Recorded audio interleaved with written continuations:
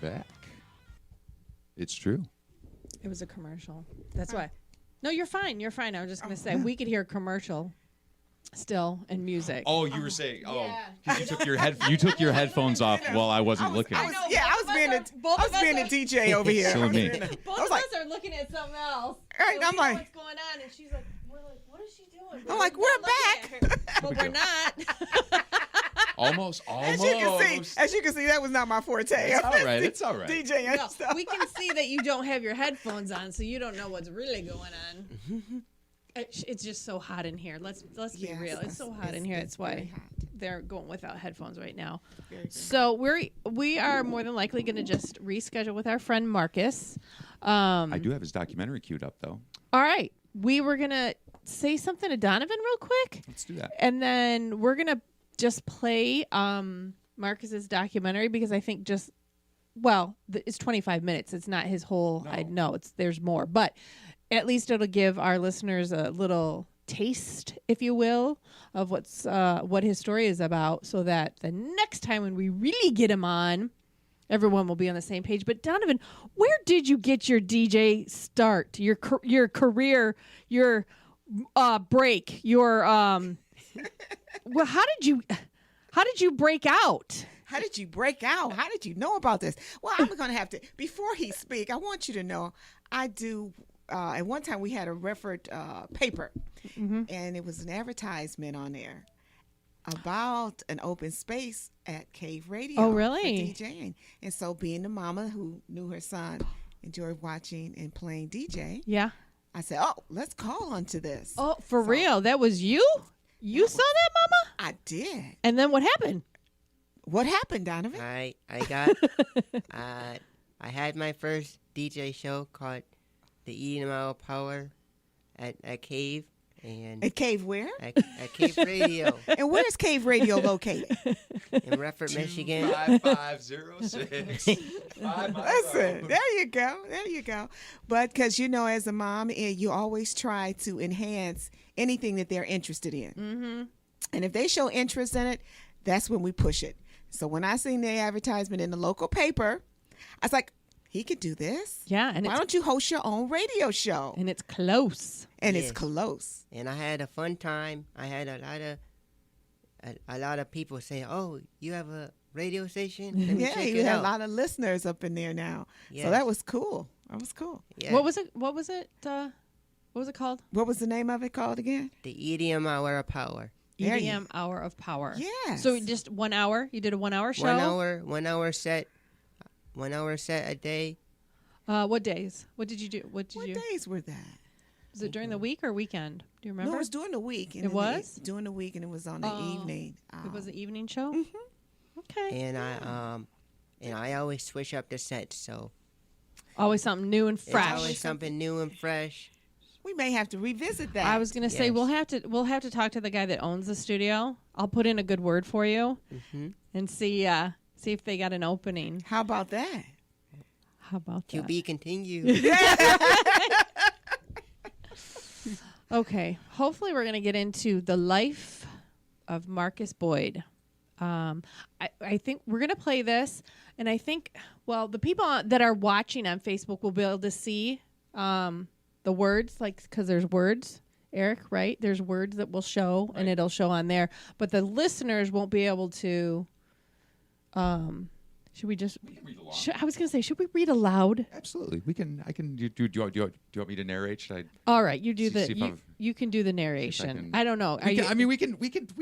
I don't know. Should we drama class or should we buzz in? It's like whoever's No, gonna do this one. No, Just you be- can just read. just be really serious and read because it's very serious. So here we go. Okay. Yes. Marcus Boyd's.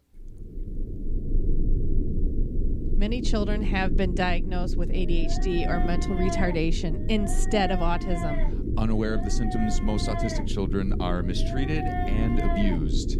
A 65 Street production presents. You didn't have to read that one. My first words. My first word. Music. Ooh, Lordy, trouble so hard.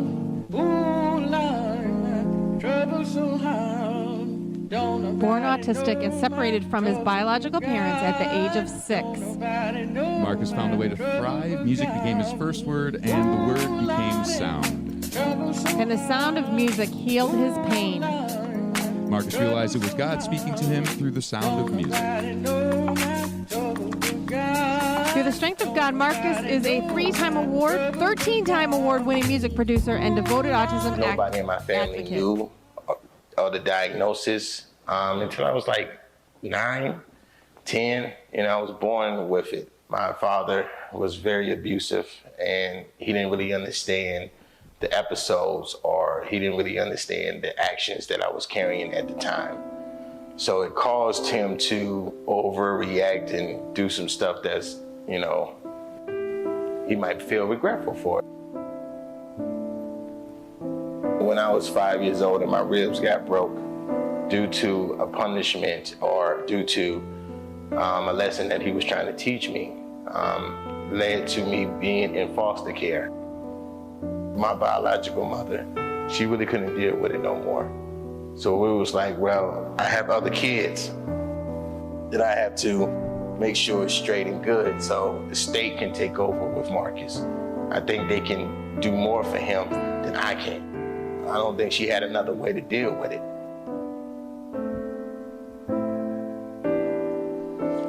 1/4 of children under 8 with autism spectrum disorder, most of them Black or Hispanic, she are not being quit her diagnosed. job. She stopped working, and she allowed me I became her job. We read Bible scriptures, we read anything in the house. Everything she pointed to, I had to read it. I had to learn how to understand words, letters, shapes, forms, sizes, and different things of that nature. There was a program being introduced to Georgia that was called Charter.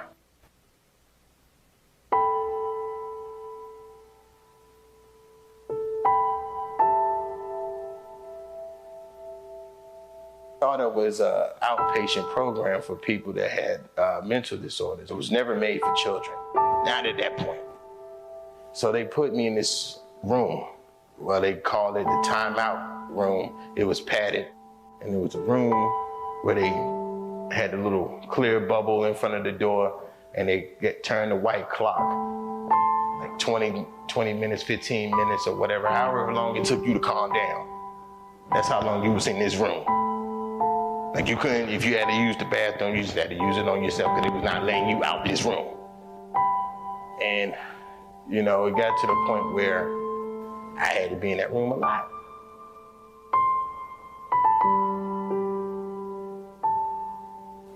That's when I got introduced to Berta Looper at the Clifton Springs Mental Health Center down in DeKalb County. And at first it was family counseling, then it became just my counseling. And from Verta introduced me to my behavior aide, Bob Ortner. Bob Ortner, like I was 6, 7 years old, he used to come to my classroom and sit right next to me and make sure that I had a productive day. But then when I had my bad days, he was always reassuring, gave me advice, gave me wisdom, told me I can do it. And then I had a speech therapist, her name's Anna Gibbs.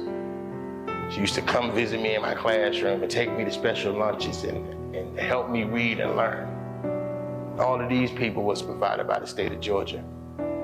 So in 6 months, when we went back to family court to see if my biological parents wanted me, at that time they were still in the same situation that they was in. So we stopped going to family court because Dorothy Carr said that, nah, we're not gonna keep emotionally putting him through this.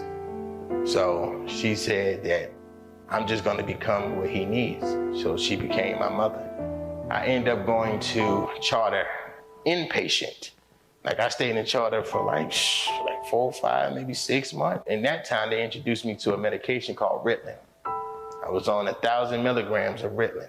I had to take it 2 times to 3 times a day. And if anybody out there understands what Ritalin does to you, it zombifies you and puts you in a mind state, in a mental state to where whoever gives you a command or whoever tells you what to do or whatever you're doing, there is no episodes, no back talk. There is no anything because you are in that state of mind. They use it a lot of times for children who have disciplinary problems to try to get them in line. Then I was on a medicine called Paxil. And then I was on a medication called Depakote, 1,000 milligrams each one, to try to tame the behavior. 93, I was 10 years old and I got diagnosed with something that I was born with, which is called autism.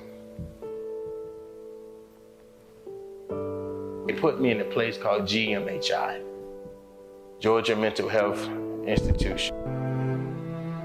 That's an inpatient. They let you stay there. Like, you ain't going nowhere. So I stayed there for about a year. That's when I first got introduced to a word called shock therapy. So they used to use electrical shock therapy when you refuse to take medications. So when I didn't want to take my Ritalin, when I didn't want to take my Paxil, when I want to take the Depakote, they introduced me to a new medication called Seroquel. At this point, I'm drugged up medication-wise. I got 4,000 milligrams. It's 4 different medications, 1,000 milligrams each one. So I'm in a world that I don't even know how to be in, but I'm still having problems. So they figure out, well, what do we do with Marcus? We done got him in therapy. We done put him on medication. We done isolated him and separated him from other children. How can we deal with his behavior? Well, they introduced me to something when I was 10. It's called the straitjacket treatment, where they put me in this big old white jacket and just left me in the corner in the room for hours. If he'll calm down now, so we'll take him out of this jacket or whatever. So every time they took me out the jacket, I end up getting right back in the jacket because I was trying to fight some people. Because I did not understand the hours of why they left me in this jacket.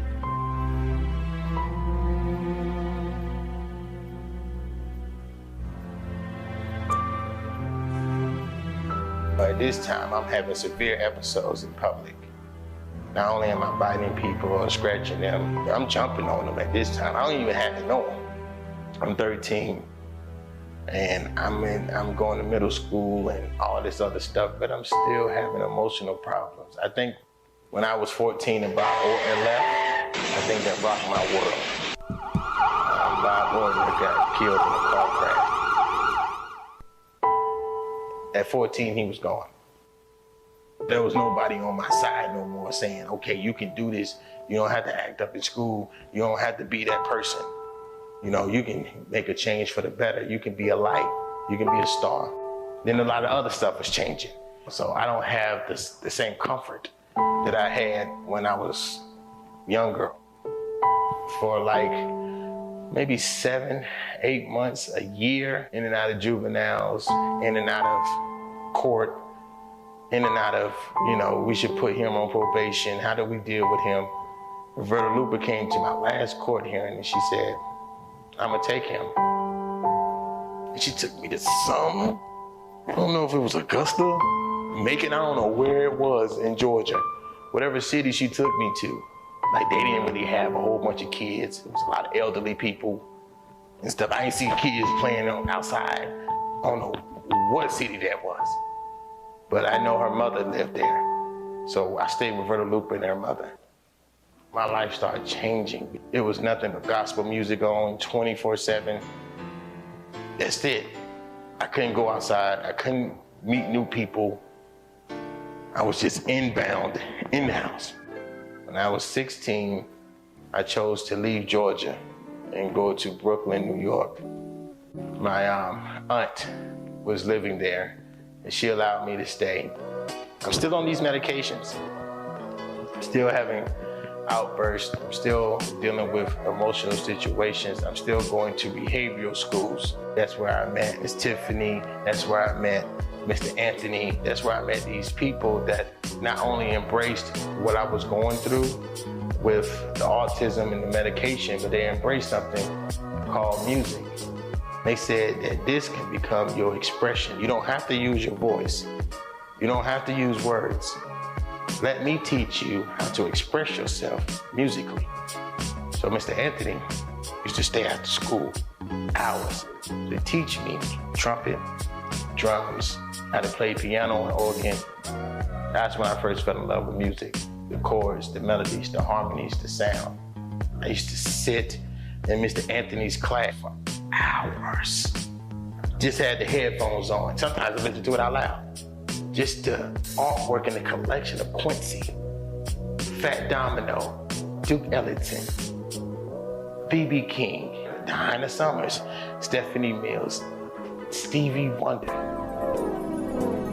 Just listen to the melodies of their songs, not the way they sing them or not the way they did any arranging, just the composition and the melodies and the harmonies of their songs and the way that I heard them. When I was about to turn 17, I started hearing melodies, strings, guitars, drums, pianos, everything. I used to hear them in my head, like people hear conversations. And I'm 35 and I still hear them. That's why now I have 50,000 beats, trademark, copyrighted, all samples are clear. That's why now I make 18 different genres of music, play 8 instruments. You know, God has blessed me to work with Dwelle, Eric Roberson, Kanye Doss, Good Morning America, different movies, different commercials. You know, the list goes on. I'm in Wikipedia because I did help to write How to Love with Lil Wayne. Feeling like a thunderstorm, but I haven't felt the rain. Mind exchange when I just really found the answer. Searching for reality, feeling disease, more cancer. Haven't found the way to the world, the pearl that I choose to bring out. Another melody sings, lifestyle deals with doubt. Go ahead, I'm rushing without anybody else. More heartfelt. Gotta get these situations, more issues off my chest, and I promised God and my grandma I was gonna be the best, but nevertheless, I still go through my issues. Common foes. I'm probably gonna hit you with one of the easiest questions, but I mean, what's the biggest challenge of being autistic? I think the biggest challenge for me is to be able to prove and show people that I have a voice and I'm just like them and I'm normal just like everybody else. What's the biggest challenge of being a creative? Is to rechannel and translate what I hear in my head to the digital computer platform. So you work with who? Well, he was Puffy then. Mr. Diddy. I was intern at Daddy House Studios, so which means that I did most of the wiping on the boards, glasses and stuff of that nature. Used to get sodas and drinks or whatever, and then he'll give you that 30 minutes in 24 hours. He'll give you 30 minutes. Yeah. Each intern has 30 minutes in the studio to do whatever they want to do. Yeah. And if you need an engineer in 30 minutes, it's free. Yeah. But after that 30 minutes, yeah. it's done. But what I learned was musical structure, musical creativity. They never made fun of me because I was artistic, but you know, he used to tell me all the time, use your autism as a gateway to help others see their dreams. Right. He used to tell me that all the time. He said, never sit back on it and act like you can't propel because you have it. Yeah. He said, God brought you this far for a reason. He said, even if you wasn't my intern. Word. I'm trying to live this American dream. Rafia telling Brittany to shoot the scene. Know what I mean? They really brought a friend along. Her name is Jessica, not a tag along. So really go ahead and get it right. I really obey my thirst with this mic like I'm drinking Sprite. Another refuge should promise you that I would never lose. Making sure you watch this Hill Street Blues. Never understand why I get confused. I'm just here making coverage when it comes to news. Another artistic minded and making sure this 16 to leave you blinded. You never really knew that I was going to be this gifted. Pass it to my man so you can understand the rip this.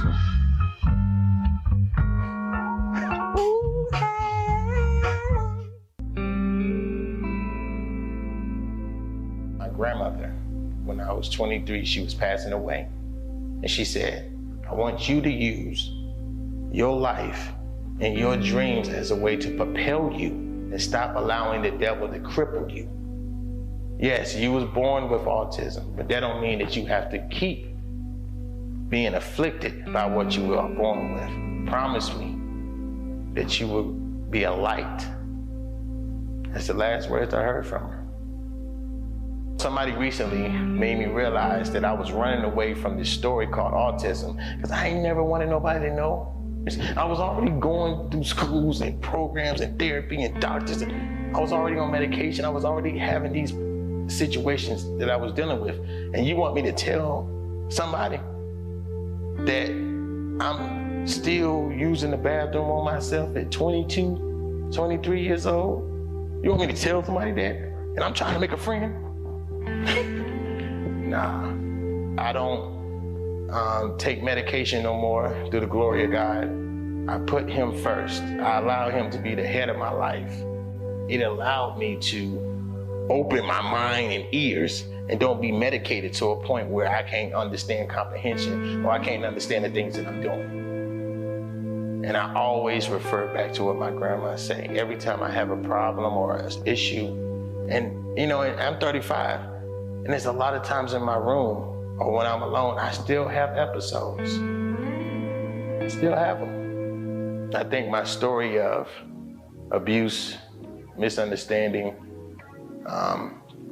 dealing with autism needs to be told, needs to be understood why I am an advocate for it, why I believe in it so much, because I personally went through it. If you're dealing with a child, a young adult, or an adult that has autism, it is not a disease.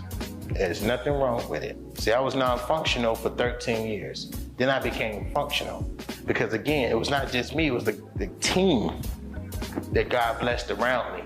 And I thank God that he blessed me to have autism because I wouldn't be on this platform and I wouldn't meet the incredible people that I have met through my life and going to meet.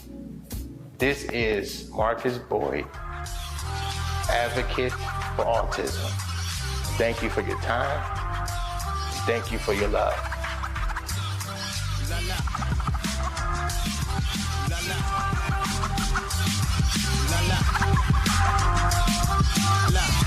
Okay.